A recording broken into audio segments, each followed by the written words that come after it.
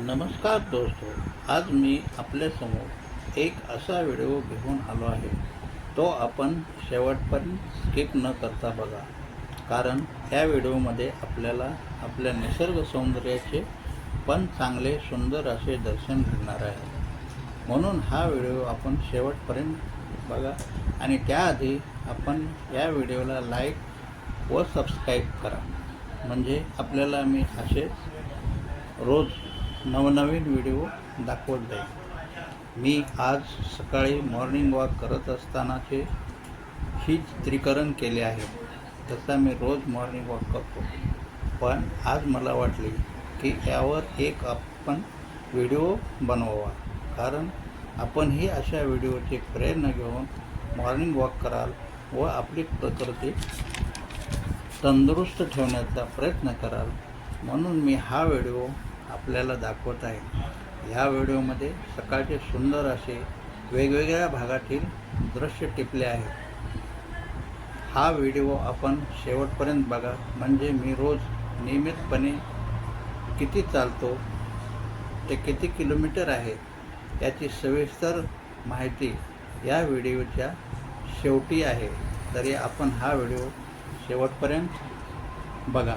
या व्हिडिओमध्ये सकाळचे दृश्य टिपले आहे, त्यामुळे या व्हिडिओमध्ये एवढे क्लिअर आपल्याला दिसत नाही.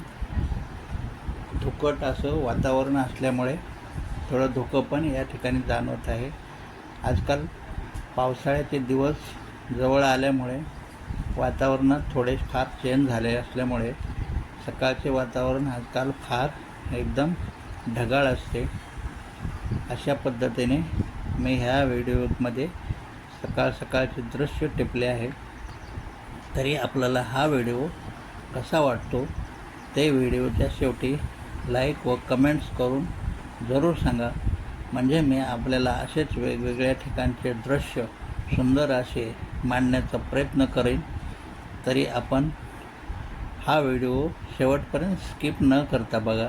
या व्हिडिओमध्ये सकाळचे दृश्य आणि रोडवरील सगळं काही मी ओरिजिनल मांडण्याचा प्रयत्न केला आहे, कारण मी पण नवीन व्हिडिओ बनवत आहे, त्यामुळे मला एवढं नॉलेज या व्हिडिओविषयी नाही. तरी पण शक्यतो चांगला बनवण्याचा प्रयत्न केला आहे. आता मी या पार्कमध्ये आलो आहे. या पार्कमध्ये बरेच मुलं आणि माणसं पण या ठिकाणी वॉकिंग करतात. तसेच मुलं आपले क्रिकेट खेळण्यासाठी या मैदानात येतात. हे मैदान एकदम रोडच्या कडेला आणि भव्य दिव्य असे मैदान आहे. या मैदानाच्या चारही बाजूला बिल्डिंग आहेत. बिल्डिंग असल्यामुळे झाडाझुडपाची संख्या फारच कमी आहे. तरी ह्या मैदानात एकदम मोकळी शुद्ध हवा असते.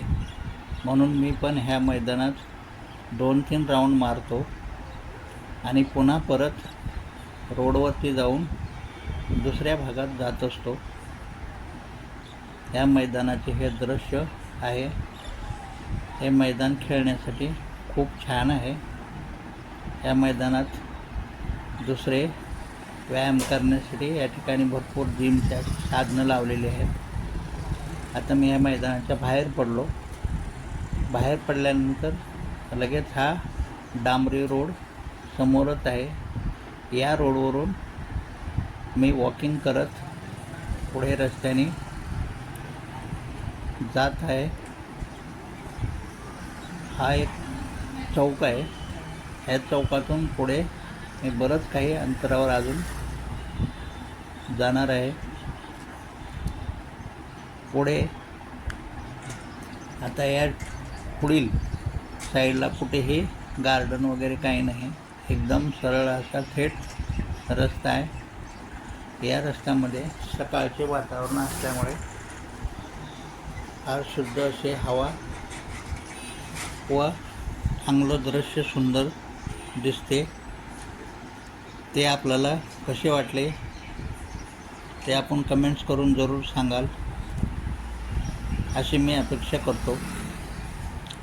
कारण सकाळी रोडवर ट्रॅफिक नसल्यामुळे व्हिडिओ क्लिअर आलेला आहे. तरी आपल्याला कसे वाटले हे नक्की सांगा.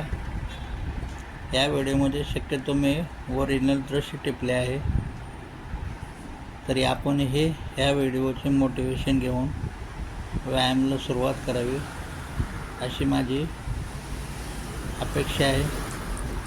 आपण सर्वच व्यायाम करून आपले शरीर तंदुरुस्त ठेवायला पाहिजे असे मला वाटते. म्हणून हा व्हिडिओ आपल्यासमोर मी घेऊन आलो आहे. तरी आपण हा व्हिडिओ कसा वाटला हे शेवटी कमेंट्स करून जरूर सांगा. कारण तुम्हाला या व्हिडिओमधून काहीतरी शिकायला मिळते. याच व्हिडिओमधून नाही तर प्रत्येक व्हिडिओमधून आपल्याला नवीन नवीन माहिती मिळते. त्यासाठी व्हिडिओ बघायला पाहिजे आणि बघत राहाल.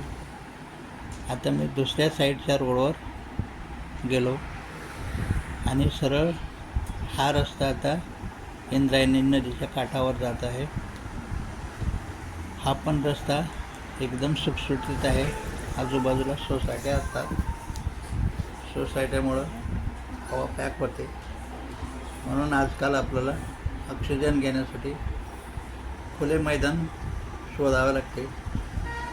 म्हणून मी रोज वॉकिंग करण्यासाठी इंद्रायणी नदीच्या काठावरती जात असतो.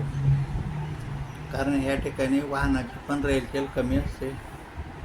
त्यामुळे आपल्याला इकडे शुद्ध हवा मिळते. म्हणून मी शक्यतो रोड सोडून रोडच्या बाजूला जिथे वाहनाची गर्दी नाही अशा ठिकाणी वॉकिंग करायला जात असतो.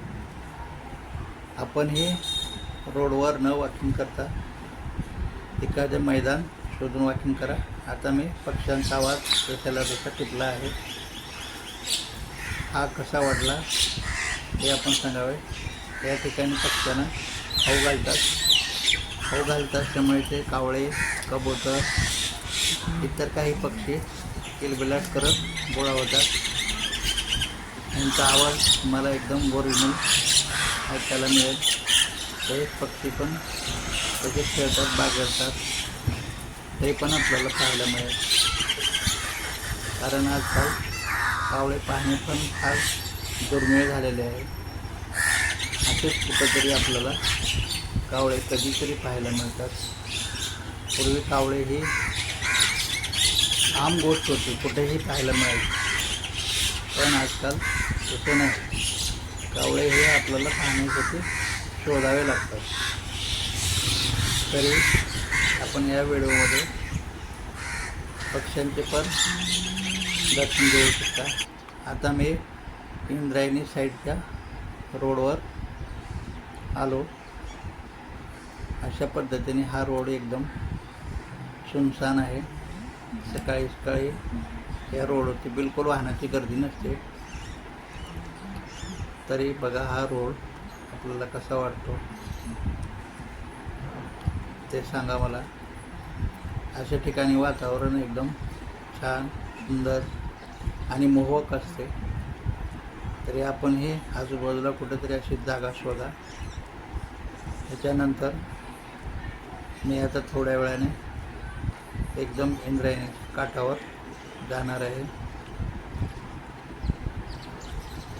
कारण तिथं झाडी झुडपाची खूप अडचण असल्यामुळे एकदम पाण्याजवळ जाणे अवघड आहे. म्हणून मी लांबूनच शक्य होईल तेवढे इंद्रायणीचे हे सुंदर असे दृश्य टिपले आहे. पण जलपर्णी खूप असल्यामुळे आपल्याला पाणी एवढे थोडे दिसत नाही. थोडाफार एक ढवा असल्यासारखे दिसते. ते पाण्याचे दृश्य आहे. अशा पद्धतीने इंद्रायणी नदी वरून लोणावळ्याकडून इकडे आळंदीकडे वाहत येते. आणि त्याच नदीचे मध्यंतरी मी दृश्य टिपले आहे. तरी आपल्याला कसे वाटले ते जरूर कमेंट्स करून सांगा.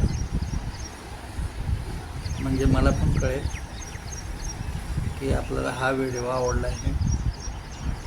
रस्त्याने जात असताना मी वेगवेगळं बरंच काही पाहत असतो. अशा पद्धतीने इंद्रायणीनं चित्रीकरण केले आणि त्यानंतर मी ठरवले की आता वाघ बस करून घराकडे निघावे. घराकडे निघत असताना परत मी रस्त्याने व्हिडिओ घेत रस्त्याने आलो. रस्त्यात मला एक उंट घेऊन जाणारा माणूस दिसला. उंट फार चांगला होता. उंट पाहणे तर आजकाल फार दुर्मिळ झालेले आहे, म्हणून ह्या व्हिडिओमध्ये आवर्जून मी उंटाचे आपल्याला दर्शन करत आहे. आणि आता थोड्या वेळाने मी किती वॉकिंग केले या व्हिडिओमध्ये आपल्याला दिसेल. हा व्हिडिओ लाईक, कमेंट्स आणि शेअर करा, हे माझे सर्वांना सांगणे आहे. नमस्कार, जय हिंद.